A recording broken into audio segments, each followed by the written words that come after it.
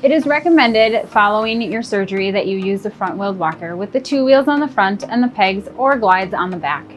Sometimes people have tennis balls on the back to allow for sliding if necessary. A 4-wheeled walker typically is not recommended following a total knee or a total hip replacement.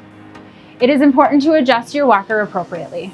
Standing with your arms at your side with your shoes on, the handle should be at your wrists or where you wear a watch. If you have been working with a physical therapist before or after surgery, they can help assist you with proper height adjustment. When walking with a walker, make sure you stay inside the walker.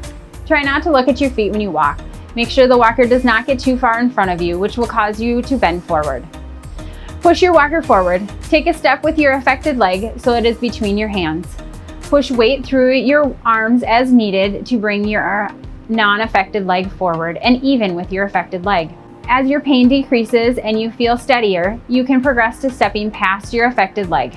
You should progress to a normal walking pattern as soon as your pain will allow. To assist getting back to normal range of motion, using a heel to toe pattern when walking is ideal.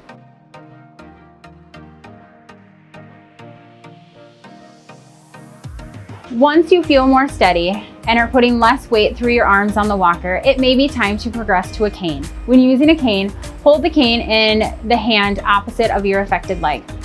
Move the cane forward as you step forward with your affected leg for support. Then step your other leg forward in line with your cane and affected leg. As you feel steadier, you can progress to stepping past your affected leg. If walking with a cane causes increased pain or limping, it may be too soon to walk with the cane. Walking with a walker would be more beneficial at this time.